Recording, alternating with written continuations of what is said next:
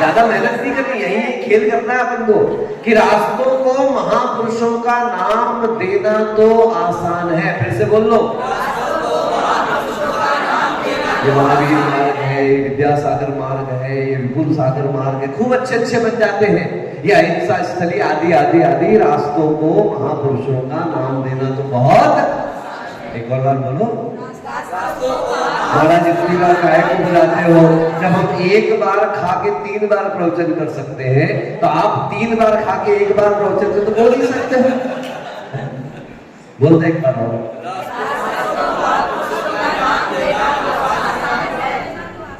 लेकिन बोलो, महापुरुषों के रास्ते पर चलना आसान क्या मतलब 1 घंटे प्रवचन सुन के जाओ, बाहर जाके कोई पूछ पड़े तो बोले हाँ अच्छा तो किया पर पता नहीं क्या है, क्या सुरेश भाई। चला लाला फिरी माला, बोलो चला लाला फिरी माला, तिलक लंबा लगाया। और बड़ी मुश्किल की बात हुई, एक भैया मिले हमको, बिल्कुल तिलक यहाँ तक लगा हुआ था, एकदम मांग भरो से तिलक बिल्कुल पूरा भरा हुआ था। हमने कहा इतना लंबा तिलक लगाया हुआ है, क्या बात है वही करके। फिर मुझे बाद में धीरे धीरे समझ में आया उनका तिलक धीरे धीरे कमजोर होता जा रहा था। तो मैंने सोचा कि पूछा जाए भाई इसकी प्रॉब्लम क्या है, तिलक कमजोर क्यों पड़ रहा है। धीरे धीरे वो सिमट सिमट करके माथे बिंदी, और फिर तो बिंदी भी आजकल की महिलाओं की होगी ना, इतनी सी पता नहीं चलना चाहिए कि बिंदी लगाई जाती है, तो इतनी सी बिंदी तक हो गई भैया उनकी। तो मैंने कहा ये क्या बात है, क्या हुआ। बोले क्या बताएं महाराज जी, मंदिर नहीं आओ तो अम्मा दूध नहीं देती पीने के लिए सुबह से, मंदिर नहीं आओ तो दर्शन करके ना जाओ तो नाश्ता करने नहीं मिलता। तो हमने भी रास्ता निकाला, एक दिन चंदन की डिब्बी मंदिर से भर के लेकर के आ गए, पीछे की खिड़की पे रख दी है, पीछे तक जाते थे लगा लेते थे। अब धीरे धीरे चंदन खत्म होने लगा है तो चंदन धीरे धीरे कम लगने लगा। हमने सब समझ गए फ्री का चंदन किस मेरे।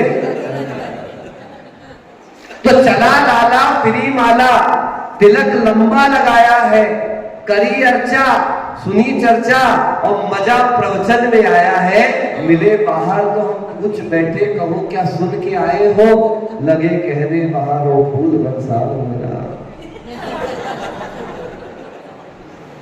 सोचना विचार करना, कहीं आप आदतन तो मंदिर नहीं आ रहे हो, बहुत बड़ी बात है आपको विचार करना। कहीं आप प्रवचन आदतन तो सुनने के लिए नहीं बैठ गए हो, कहीं आप धर्म की क्रियाओं को करते करते उसको आदत बनाकर आदतन तो करने नहीं लगे हो।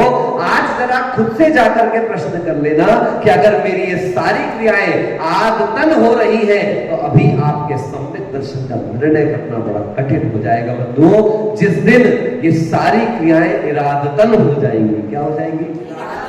आदत से मंदिर आने वाले व्यक्ति का सम्यक्त्व का निर्णय हम नहीं कर सकते, लेकिन जिस व्यक्ति ने इरादा करके अभिषेक कर रहा है, जो इरादा करके भगवान के पास आ रहा है, जो निर्णय करके निश्चय करके जानकर बुझकर समझकर और उसके बाद आहार दान कर रहा है, वही व्यक्ति वास्तविकता में सम्यक्त्व के लक्षणों को प्राप्त कर रहा है। कल्याण मंदिर स्तोत्र में पूज्य आचार्य भगवान कोदचंद्र कहते हैं, आकर्णितोपि महितोपि निरीक्षितो, महितो नहीं महतोपि, आकर्णतोपि महतोपि निरीक्षितोपि, नूनम न चेतसि मया विद्रतोस्मि भक्त्या, जातोस्मि तेन जनबान्धव दुःख पात्रम, यस्मात् क्रिया प्रतिफलन्ति न भावश्च। बहुत दर्शन किए भगवान, लेकिन आज तक मैंने आपके दर्शन नहीं किए।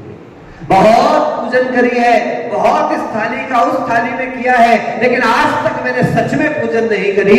भगवान बहुत साधुओं को आहार दान किया है, लेकिन मैंने महाराज आज तक आहार दान नहीं किया।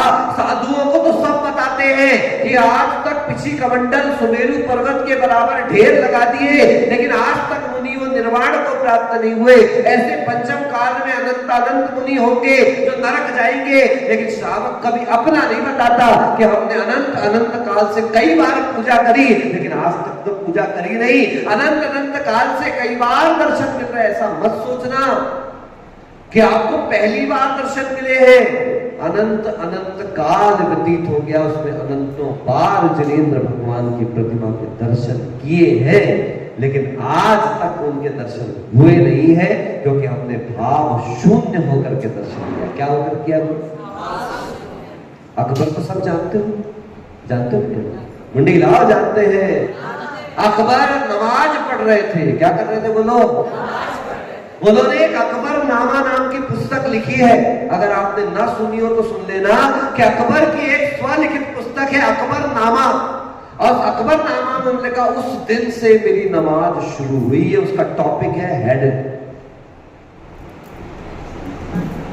नमाज पढ़ रहे थे, एक लड़की 3 बार उसके जो नमाज का कपड़ा होता है, क्या बोलते हैं मुझे नहीं पता उसको, उस नमाज के कपड़े के उसे ऊपर से गुजर गई। 1 बार, 2 बार, 3 बार वो नमाज पढ़ रहे थे, कुछ भी नहीं किया गया। जैसे ही वो लड़की 4थी बार वहां पे आई, सैनिकों ने उसको पकड़ा और कैद कर लिया। जब अकबर की नमाज पूरी हुई, गुस्से से उस लड़की की तरफ देखा और बोले इतनी बड़ी गुस्ताखी कि तूने 3 बार मेरे कपड़े के ऊपर, नमाज के कपड़े के ऊपर पैर रख दिया। क्या तुझे दिखाई नहीं देता कि राजा बैठ करके यहाँ पर नमाज पढ़ रहा है और तू 3 बार कपड़े के ऊपर से निकल गई? इसकी तो सजा बहुत बड़ी है, तुझे कैद दी जाएगी, बल्कि शायद हो सकता है कि तेरी गर्दन काट दी जाए। लड़की जोर जोर से हंसने लगी। अरे यहां तो हम उसको मृत्युदंड की बात कर रहे हैं, यहां तो हम उसको सजा देने की बात कर रहे हैं, और यहां ये लड़की पहले तो थोड़ी दुखी होती दिखी और उसके बाद मुस्कुराने लगी। सब बिल्कुल शांत देख रहे हैं कि राजा अकबर के सामने लड़की मृत्युदंड की सजा के लिए मुस्कुरा रही है। अकबर पूछता है अचानक ऐसी क्या बात हो गई, यहां तो मृत्युदंड की बात चल रही है और लड़की तो हंस रही है। बोले राजन, मुझे तो हंसी आ रही है कि आप कह रहे थे आप नमाज पढ़ रहे हैं। राजन, मैं यहां अपने प्रेमी से मिलने आई थी, वो प्रेमी थोड़ा देर हो गया आने में और मुझे मिला नहीं, तो उसको ढूंढने में मुझे ये तक ख्याल नहीं रहा कि यहाँ हमारे राज्य का राजा अकबर नमाज पढ़ रहा है। मैं अपने प्रेमी को ढूंढने में इतना खो गई कि मुझे आप दिखाई नहीं दिए। आप तो अपने भगवान के साथ बैठे थे, आपको मैं कैसे दिखाई दी? बंधुओं, कभी विचार करें कि हम असंख्य असंख्य बार आए जिनालय, लेकिन आज तक हम जिनालय आकर के भी निजालय तक नहीं पहुंच पाए। उसी का दुष्परिणाम है कि भाव शून्य रहकर हम आज भी आ रहे हैं और ना जाने कितने भवों तक आना पड़ेगा। लेकिन इस बात को नकारात्मक रूप में मत लेना, क्योंकि बहुत लोग बोलते हैं अरे भाव ही नहीं थे तो जाने से फायदा क्या है, भाव नहीं थे तो करने से फायदा क्या है, भाव नहीं थे तो होने से फायदा क्या है। हम तो आपसे इतना अवश्य कहते हैं, सुरेश जी शादी के कितने साल हो गए? नहीं नहीं, ऐसा मत बोलो। देखो ये सब तो फालतू की बातें। दुखदाई तो आप लोग ना पुरुषों ने बना के रखा है, ये कोई दुखदाई उदाई नहीं है। सुनो, आपके घर में एक बर्तन वाली रख के देखना, पहले एक झाड़ू वाली रख के देखना, एक कपड़े धोने वाली रख के देखना, एक खाना बनाने वाली रख के देखना, सबसे बड़ी इतनी बड़ी जो स्टेट खड़ी करी ना, उसकी चौकीदारी के लिए किसी को रख के देखना। आज हजारों रुपए खर्च हो जाएंगे, इतने वर्षों का हिसाब किताब लगाओ, लाखों करोड़ों में चला जाएगा। उसके बाद भी नौकर मिल करके वो सुख सुविधा संपन्नता नहीं दे सकता जो गृहिणी अपना घर छोड़ करके आकर के आपको। भैया हमको तो नमक खाना है, आपके आप जानो। सोचो, शादी करने गए थे सुरेंद्र जी, हैं? पूरी समाज को काट दिया था आपने।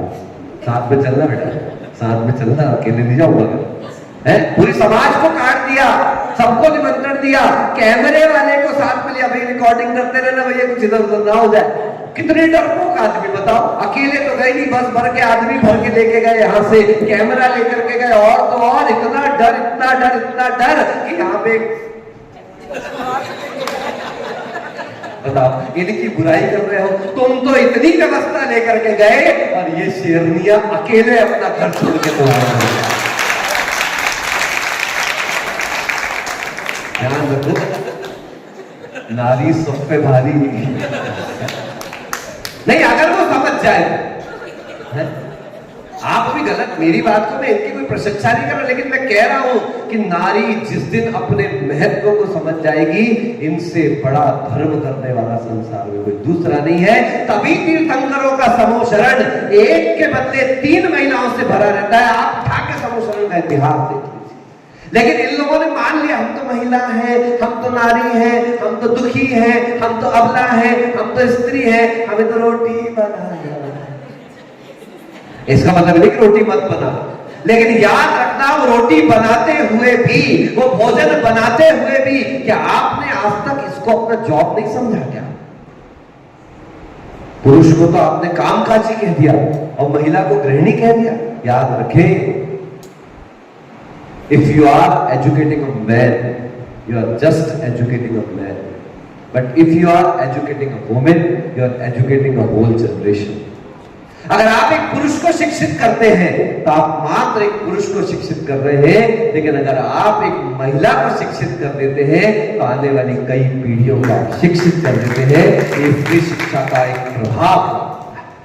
लेकिन हमने मान लिया है कि हम क्या है, बोलो अबला।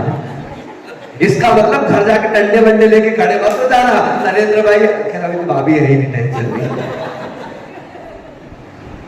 माना तेरी पर्याय में मुक्ति तो नहीं है, पर हार कर चुप बैठना युक्ति तो नहीं। ना आपको मोक्ष है ना हमें मोक्ष है। इस पंचम काल में किसी को निर्वाण नहीं बंधुओं, लेकिन कभी ये मत कह देना कि पंचम काल में मोक्ष नहीं है। अरे क्रियाओं से क्या होगा, अरे क्रियाकांड से क्या होगा। आचार्य उमा स्वामी महाराज कहते हैं अपने तत्वार्थ सूत्र में, काय वांग मनः कर्म योगः। बोलो क्या कहा, फिर से बोलो, उल्टा कर दो, मन वांग काय तो नहीं बोला, पहले क्या कहा, फिर क्या कहा, वचन, और उसके बाद क्या कहा, मन। आचार्य उमा स्वामी महाराज स्पष्ट कह रहे हैं कि पाप का प्रवेश पहले मन में होता है। बोलो कहां होता है, पाप का प्रवेश पहले मन में, उसके बाद वचन तक फ्लो होता है और उसके बाद उसका फ्लो शरीर में जाता है। धर्म बिल्कुल उल्टा चलता है बंधुओं। धर्म का प्रवेश पहले काया में होता है, उसके बाद वचन में आता है और तब जाकर किसी पुण्यशाली के मन में धर्म जाकर उसे धर्मात्मा बनाता है। इसलिए कभी टेंशन मत लेना, कभी घबराना। अभी आप ही ने तो कहा भाव बीत गए, तो बताया गया है अगर हम अपनी स्थिति को जानेंगे नहीं, पहचानेंगे नहीं, तो हम आगे बढ़ने की कोशिश कैसे करेंगे। ये सिखाने का तरीका ही होता है कि पहले उसी चीज को नकारात्मक कहा जाता है, जब व्यक्ति घबराने लगता है तो उसे सही मार्ग दिखा दिया जाता है। हम मार्ग को समझे। अब आप लोग आज तो लेट आए हैं, हमने आपने कोई भी समय की मर्यादा बनाई हो, लेकिन हमारे आचार्य महाराज ने अपनी समय की मर्यादा बना के रखी है। याद रखें, समय का मतलब आत्मा होता है। क्या होता है बोलो, होता है ना। तो जो समय से चलता है वही समय के सार को समझ पाता है। हम समय से चलेंगे तो आप समय से चलना चालू कर देंगे। अगर आप समय से ना चलो तो समय आने पर हमको तो जाना है। क्या सुन रहे हो? तो समय आने पर हमको तो जाना है ही, और जब जाना है ही तो हमें आपसे कोई खास राग द्वेष नहीं है। हम तो भैया गुरुदेव ने कहा था समाज की 2 रोटी खाओ, तो उनको 2 वचन सुना करके बैठना। कितने बैठे ये इंपॉर्टेंट नहीं है, अगर इतने बैठे अगर दीक्षा ले ले, अगर जितने बैठे उतने दीक्षा ले ले तो हम लोगों का संग तो बड़ा हो जाएगा। इसलिए बंधुओं, विश्व की सबसे छोटी सभा है, विश्व की, और सबसे बड़ा उपदेश आज से युग के आदि में हुआ था, जब भगवान महावीर का जीव सिंह की पर्याय में अकेला था। 2 चारण मृतिधारी मुनिराज आए, 2 महाराज एक शेर को उपदेश दे रहे हैं। आज हम घबरा जाते, 2 ही लोग आए, क्या प्रवचन सुनाए। तो इसलिए सुरेंद्र जी कल 8 बजे बैठ जाइयो। आप अकेले भी सुन लोगे तो हमें चिंता नहीं, अरे आप ही तो महाराज बन जाओ, हमें बिल्कुल चिंता नहीं। आप ये घबराना मत, 4 लोग बैठे, आपने क्या देखा था, हमने 4 पे चालू कर दिया था ना। आप बिल्कुल मत घबराना, ये तो सीधी बात है भैया कि अपन अपने समय पर पक्के रहे तो ये सब अपने समय पर पक्के होते चल जाएंगे। हमने ढील करी तो श्रावक तो उससे भी ज्यादा क्या होने वाला है, ढीला होने वाला। अपने अंदर के धर्म को पक्का करें, धर्म की क्रियाओं को वचनों तक और वचन को अपने मन तक लेकर के आने का पुरुषार्थ करें। इन्हीं भावनाओं के साथ पूज्य आचार्य भगवान श्री भद्र बाबू सागर जी महाराज की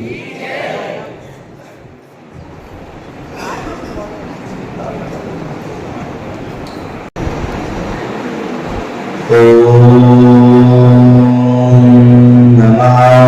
सिद्धेभ्यां।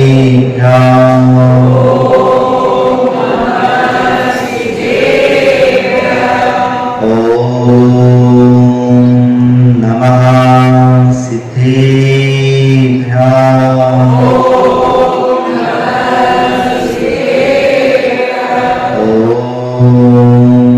नमः सिद्धेभ्यां।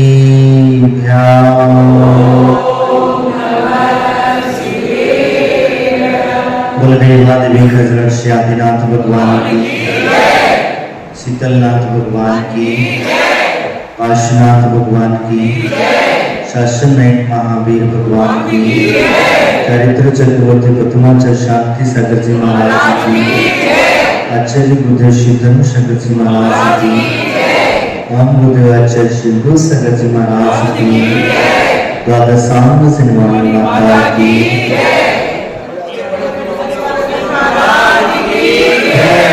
आचार्य संघ की। बंधुओं, पूजा करते करते अनंत काल बिता दिया, फिर भी हम पूज्यता को प्राप्त नहीं हो पाए। कारण है कि अगर बच्चा पहली क्लास में पढ़ने जाए और वो कहे कि हमको एग्जाम नहीं देना है, तो क्या होगा? क्या होगा? बच्चा चाहे कि मुझे एग्जाम नहीं देना है, तो फिर क्या होगा? नहीं जाएगा ना। ऐसे ही हम लोग हैं। हम लोग क्या करते हैं? पूजा करते रहते हैं, बस हमारी पूजा नहीं छूटना चाहिए। सब छूटे तो छूटे। और पूजा नहीं छोड़ना चाहिए, ये बात हम भी कहते हैं कि पूजा करना चाहिए, लेकिन समय को देख करके कार्य करना चाहिए। अगर आपको शिखर जी जाना है तो क्या करोगे?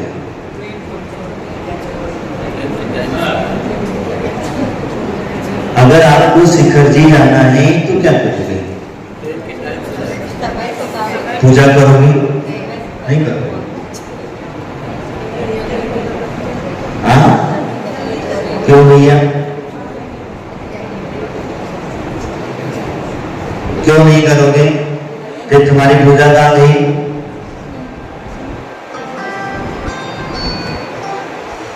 फिर आपकी पूजा कहाँ गई? क्योंकि आपको शिखर जी जाना है तो पूजा छोड़ना पड़ी कि नहीं पड़ी? हाँ, सारा काम टाइम पे करना पड़ा कि नहीं करना पड़ा? तब जाकर के आप शिखर जी पहुंच पाओगे, मंजिल तक पहुंच पाओगे। यही वास्तविकता स्थितियां हैं। अगर आपको एक क्लास में कंटिन्यू पढ़ रहे हो, अगर उसका एग्जाम नहीं दोगे तो दूसरे क्लास में नहीं आओगे, और जब दूसरी क्लास में नहीं आओगे तो फिर आप कभी डिग्री प्राप्त, समझ में आया? कभी हम लोग डिग्री प्राप्त नहीं कर पाएंगे, और जब डिग्री प्राप्त नहीं कर पाएंगे तो फिर अब हम विचार करें। डिग्री भी ठीक है, आजकल तो रिश्वत का जमाना है, घूसखोरी वाला जमाना है, बिना पढ़े घर बैठे ही डिग्री आ जाती है। कई लोग आकर के बताते हैं महाराज फलाने एक जगह से हम लोगों ने डिग्री प्राप्त कर ली। ठीक है, तुमने वो डिग्री भी प्राप्त कर ली, लेकिन जब तक व्यावहारिक ज्ञान ना होगा, प्रैक्टिकल नहीं आएगा, वो डिग्री भी कोई काम की है क्या? सही बताओ, नहीं है ना? इसी प्रकार से हमारा धर्म का मार्ग है, धर्म का जो मार्ग है उसी प्रकार से है।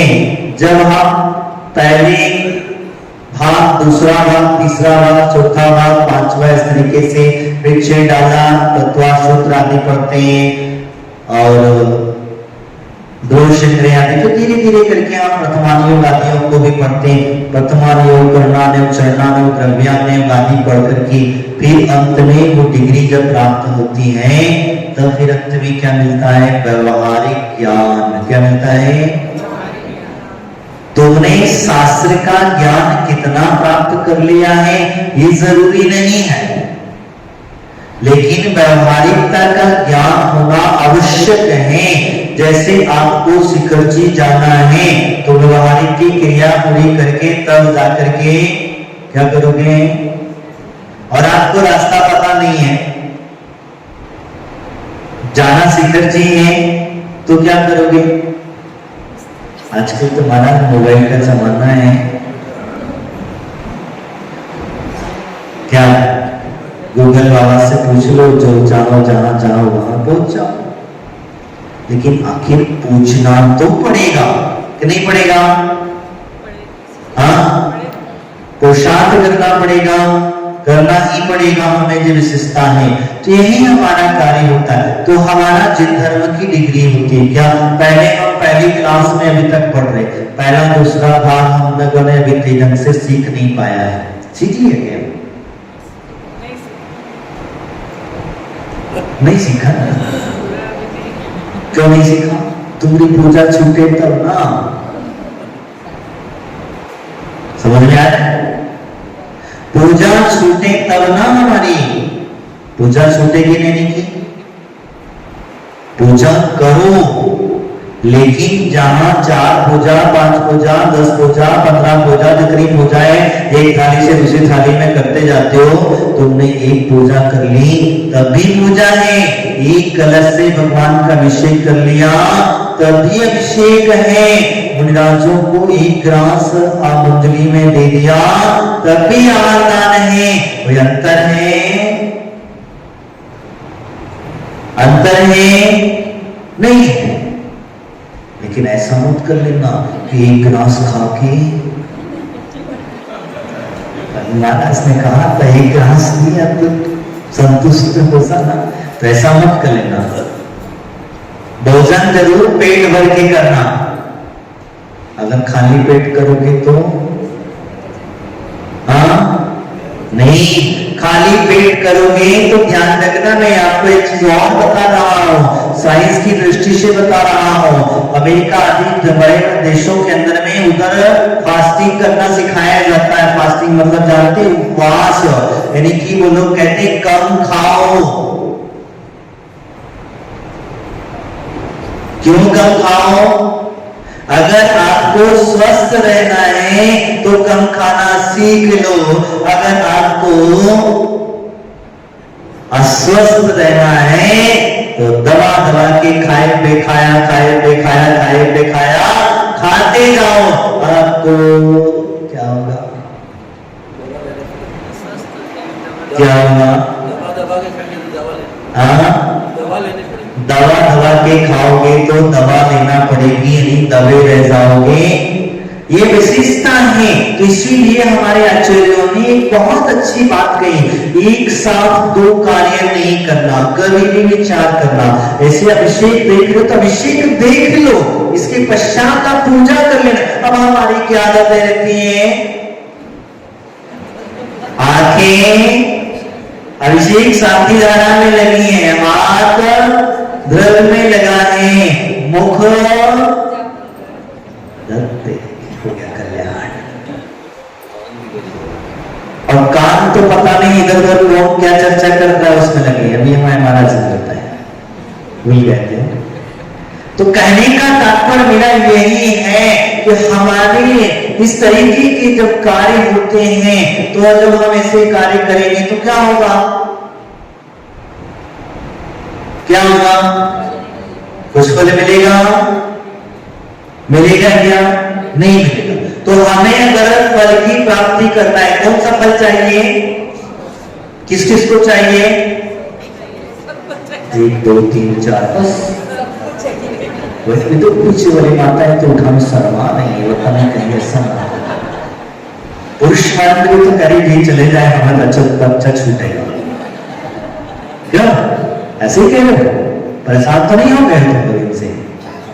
घर जाके मत कह देना, नहीं तो पता चलेगा क्या। तो कभी कभी ऐसा होता है, तो हमें मोक्ष फल चाहिए, और जब मोक्ष फल चाहिए तो हमारे साधा बादाम चढ़ाने से, फल चढ़ाने से हमें मोक्ष फल मिलने वाला। एक बात और ध्यान रखो, आप सबसे पहले क्या चढ़ाते हो? हाँ, जल चढ़ाते हो, भगवान को बुलाते कहां बुलाते? तो वे लोग क्यों बुलाते? स्थापना पात्र में क्यों बुलाते? तुम तो कह रहा हो हमारे हृदय में बुलाते हैं, और जिसको हृदय में बिठा लिया वो तो फिर दूसरे को कैसे बिठाओगे, इनको कैसे बिठाओगे? क्यों भैया? एक ही बैठ पाएगा तो नहीं, इतनी बड़ी जगह तो नहीं है, और जहां दो बैठ गए तो गड़बड़ काम हो जाएगा। एक संसार में ले जाएंगे, एक मोक्ष मार्ग में ले जाएगा, कहां जाओगे? बताओ, किसकी सुनोगे? किसकी सुनोगे? भाव से हम भगवान की पूजा अर्चना करते हैं, भगवान की आराधना करते हैं, भगवान आते हैं क्या? क्यों भैया? तो क्यों बुलाना? जो कोई आते नहीं है वो क्यों बार बार रोज रोज बुलाते चले जाते हो? जब वो आते ही नहीं है, वो सीधे सीधा छोड़ के आने वाले भी नहीं है, तो तुम देखो रोज रूठे छुटे अत्रो अत्रो आवाहनम तिस्तो तिस्तो ठहठ स्थापना अत्र मम सनिधि। ये तो क्यों कर रहे हो? कभी विचार किया, चिंतन किया? कभी सोचा कि मैं इतने दिनों से भगवान को बुला रहा हूं और भगवान है कि आते ही नहीं है, सुनते ही नहीं है? मैं कितने दिनों से बुला रहा हूं, और जब बुला रहा हूं तो बुलाने के पीछे ध्यान रखना, आपके अंदर में वो भाव अभी तक नहीं आए हैं। बुलाने का फर्क होता है। अगर आप शुद्ध हृदय से उसे बुलाओगे तो वो जरूर आएगा, और वो आए या ना आए, लेकिन तुमको भगवान जरूर बता देगा। वो आए या ना आए, लेकिन तुम भगवान जरूर बन जाओगे। लेकिन चाहिए कौन सा हृदय? शुद्ध हृदय चाहिए। लग्न जो प्यास है वो ऐसी प्यास होना चाहिए कि हाँ, अब मुझे पानी के बगैर रहा जाता नहीं है। उस दिन तुम्हें समझ में आएगा कि अब मुझे भगवान के बगैर रहा जाता नहीं है। उस दिन आपको समझ में आएगा कि हाँ, मैंने भगवान को बुलाया है, और जब बुला लिया है तो फिर वापस विदा मत करना, तुम बड़े बेकार आदमी हो। मतलब हो गई, पूजा हो गई, काम खत्म हो गया, भगवान जाओ अपने अपने स्थान। बताओ, तुम्हारा काम नहीं करेगा तो नमाना करेगा क्या? तुम्हारा काम हो गया, हमारा बस हमने पूजा करनी थी, भक्ति का नमस, अब तुम जाओ। तो जो आया ही नहीं था वो क्या रहेगा? क्या सुरेश जी? जो आया ही नहीं था वो जाएगा क्या? कहीं जाने वाला है? हाँ, तुम आए हो तो तुम चले जाओगे, लेकिन वो आया ही नहीं है तो जाने वाला कौन है? ये सिर्फ मात्र हमारे भाव है, और क्योंकि हम इनसे जुड़ते हैं, भावों से जुड़ते हैं, हम अपने जितने भाव इनके अंदर लगा देते हैं, यही कारण होता है। बुलाना उसको कहते हैं। आचार्य मांगे तुमने बुलाया था किसी? पक्का बताओ? नहीं। भक्ता पर सूत्र में आदिनाथ भगवान का कहीं नाम लिखा है? हाँ, तो प्रथम तो कोई भी हो सकता है। अनेक आने वाली 24 के प्रथम तीर्थंकर होंगे, हर आने वाली 24 के प्रथम तीर्थंकर, विदेश क्षेत्र में विद्यमान विप्रथम तीर्थंकर। तो फिर क्या करोगे? ये भी नहीं कहा कि इस युग के प्रथम तीर्थंकर, ऐसा कुछ कहा है?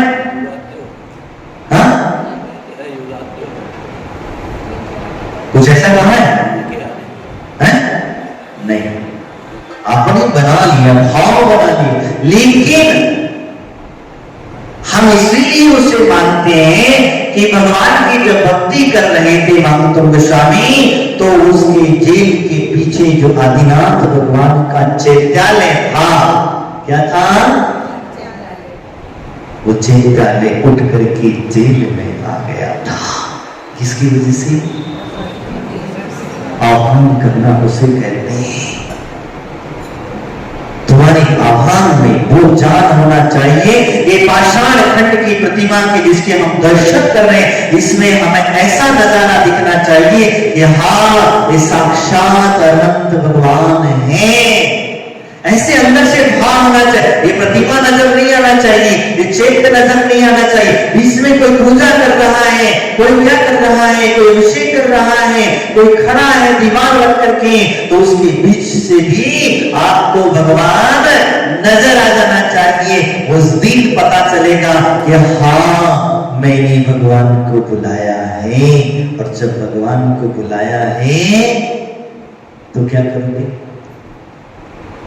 क्या करोगे?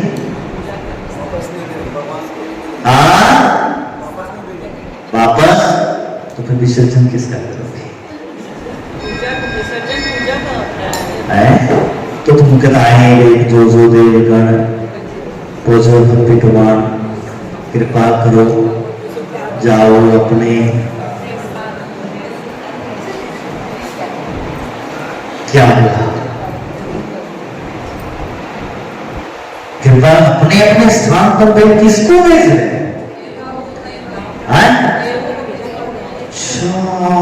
होशियार हो, झुंडी तो लिया वाला तो बहुत ज्यादा होशियार। देवों को भेज रहे, तो देवों को बुलाएंगे, देवानी देव को बुलाए, किसको बुलाया? बुलाया किसको तुमने, ये बताओ पहले। नहीं, ये गलत। तुम्हारे भीतर है ही नहीं है। तुम्हारी आत्मा के लेवल को दूसरा है क्या? जैन सिद्धांत कहता है हमारी आत्मा के अलावा दूसरा कोई व्यक्ति विराजमान हो सकता है। और अगर हो जाएगा तो एक साथ दो आत्मा एक शरीर में रहेंगी तो कैसे काम चलेगा? थोड़ा सा विचार करना, दोनों दृष्टियों से देखना। व्यवहारिकता से देखोगे, व्यवहारिकता से बोलोगे, तो वास्तविकता में हम भगवान को अपना आह्वान करते हैं, हृदय कमल पर विराजमान करते। क्यों करते हैं? ये विचार करना कि हमारा हृदय कभी मलिन ना हो, हमारे हृदय में कभी विकार भाव उत्पन्न ना हो, हमारे मन में किसी भी प्रकार की गलत भावनाएं उत्पन्न ना हो। इसीलिए हम अपने हृदय कमल पर उनको भावों से विराजमान करते हैं। लेकिन वास्तविकता देखा जाए तो तीर्थंकर भगवान जो मोक्ष चला गया, वो कभी, ये भी सत्य है। दोनों बातों को स्वीकार करना, नहीं तो तुम तो एक बात पकड़ के बैठ जाओगे तो गड़बड़ काम हो जाएगा। दोनों बातों को स्वीकार करना, एक बात को पकड़ करके बैठोगे तो गड़बड़ काम हो जाएगा। इसीलिए हमारे आचार्य भगवंत के, तो जब हमने आह्वान किया और पूजा की, और पूजा करते समय हमने चढ़ाया क्या? जल।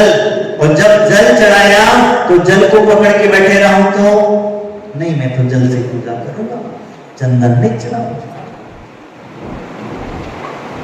क्या हुआ? चंदन नहीं चढ़ाना। अष्टोत्तर से कुछ तो एक को छोड़ना पड़ेगा कि नहीं? एक का त्याग करना पड़ेगा कि नहीं?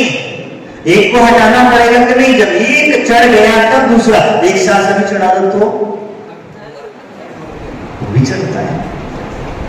सेपरेट चढ़ाना है तो हमें अलग अलग करके एक को हटा के एक चढ़ाना पड़ता। दूसरा सामूहिक चढ़ाना है तो सभी को मिला करके भी हम एक अर्घ बना करके चढ़ा सकते। तो वो पूजा है कि नहीं है? बताओ,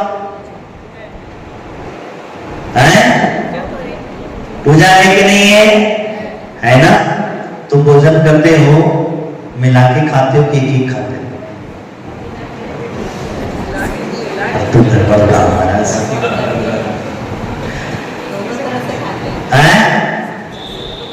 दोनों तरह से खाते हो ना?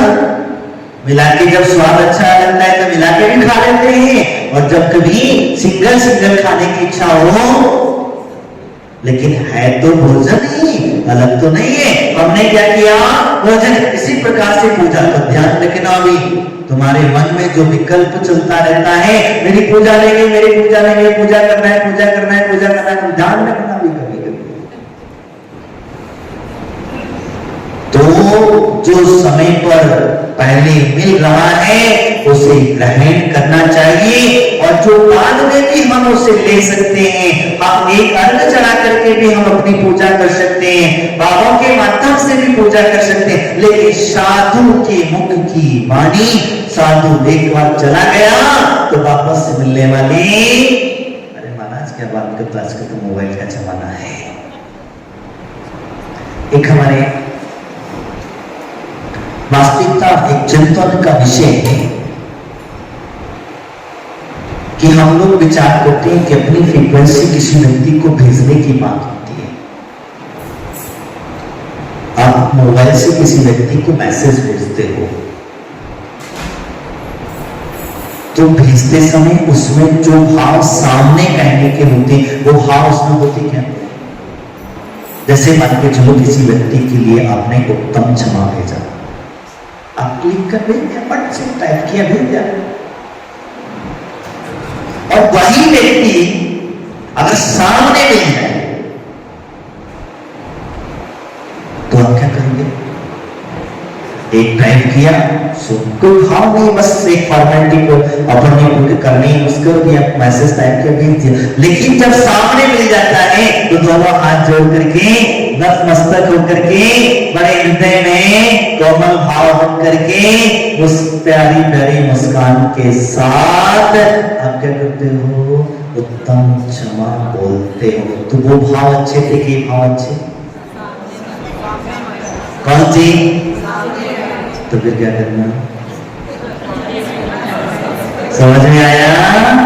तो मोबाइल में प्रवचन सुनना, मैंने कह रहा नहीं सुनना, जब कोई ना हो, उद्बोधन देने वाला ना हो, ज्ञानवर्धक चीजें सुनना।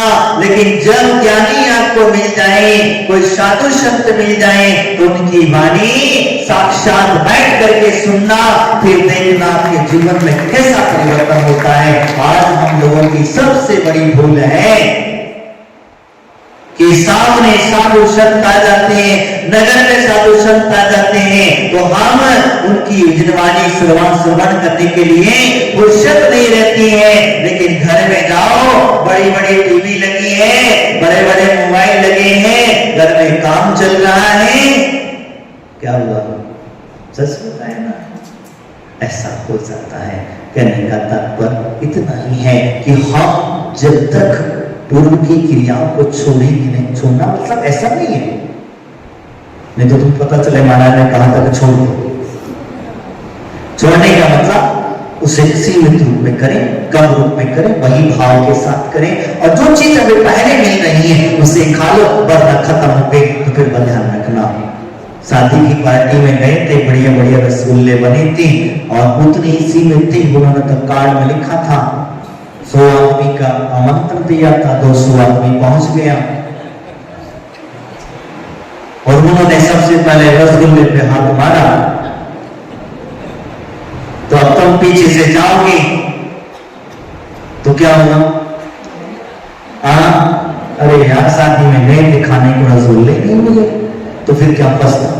ऐसा ना हो, इसीलिए हमारा कहना यही है, समय का विशेष करके हम लोग ध्यान रखें और अपनी क्रियाओं का ध्यान रखें। क्रिया सभी करना है, ऐसा नहीं है कि नहीं करना है। हमें देव पूजा भी करनी है, गुरु उपासना भी करनी है, स्वाध्याय भी करना है, दान भी करना है, तपश्चर्या भी करनी है, और त्याग भी करना है। किसी से कोई वंचित मत रहना, क्योंकि हम एक को पकड़ करके बैठेंगे तो पता नहीं हमारी मुक्ति होगी या ना होगी, लेकिन सभी को लेकर के चलेंगे तो अवश्य पता नहीं किस रास्ते से हमें मुक्ति की प्राप्ति हो जाए, मोक्ष मार्ग प्रशस्त हो जाए, समय दर्शन की प्राप्ति हो जाए। और हम सबका एक ही लक्ष्य है और सभी क्रियाओं का करने का भी एक ही लक्ष्य है कि मोक्ष जाने का रास्ता, मोक्ष प्राप्त करने के भाव यही होना चाहिए। आज इतना ही। बोले महावीर भगवान की, अच्छे पूज्य श्री सगर जी महाराज की, द्वादशांग सिरवाणी माता की।